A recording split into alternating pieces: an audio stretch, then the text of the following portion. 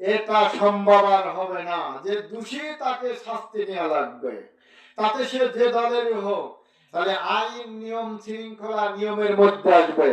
একজনকে হত্যা করে তোমার দল ক্ষমতায়, তোমার মামলাই নাই, আছে না নাই? তুমি ওয়ারেন্টের আসামি ঘুরে বেড়াও, তোমার ধরে না, কারণ তোমার দল ক্ষমতায়। আর তুমি আসামি না, কিছুই না, তোমার দল ক্ষমতায় নেই, তুমি ঘরে ঘুমাতে পারো না। জোরে বলেন আছে না নাই? এই জন্য হা পক্ষে ভোট দিলে এই আইন পাস হবে যে না, যারা সবাই মিলে আইন, এক পক্ষ কোনো আইন পাস হবে না, সবাই মিলে আইন পাস হবে। এই তো দেখেন, আগে যারা মহিলারা স্বামীরে তালাক দিয়ে আবার তার থেকে টাকাও নিত, এখন আইন হবে না মেয়েরা তালাক দিলে মেয়েরাই ছেলের আগে টাকা দেওয়া লাগবে। তুমি তালাক দিবা, ভালো লাগে না তালাক দেওয়ার কাম ছাড়া, আর ছেলেরা তালাক দিতে গেলে এবার দাও তুমি টাকা দেল মোহর।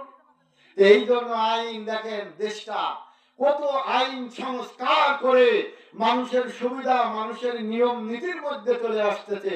তাহলে মানুষ দেখবেন কেউ সহজে বিবিরে ছাড়তেও পারবে না, আবার কেউ মানুষকে মারতেও পারবে না, যে না আমি দল করলেও আমার কেস হলে মামলা দিলে আমার তো 12টা বাজাইয়া দেবে।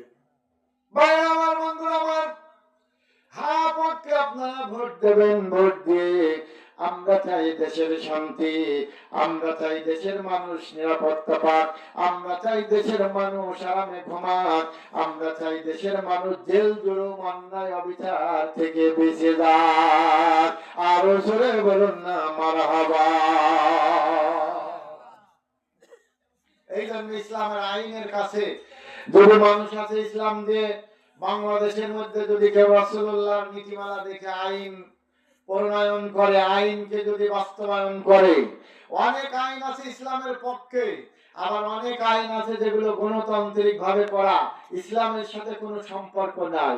আস্তে আস্তে আইনগুলো সব মডিফাই করে, পুনরায় সংস্কার করে, সব আইনগুলো যদি আল্লাহর কোরআন এবং রাসূলুল্লাহর সুন্নাহ অনুযায়ী যদি বাস্তবায়ন করা হয়, এই দেশে একটা মুরতাদ নাস্তিক থাকবে না। আমাদের বলেন ঠিক না ঠিক?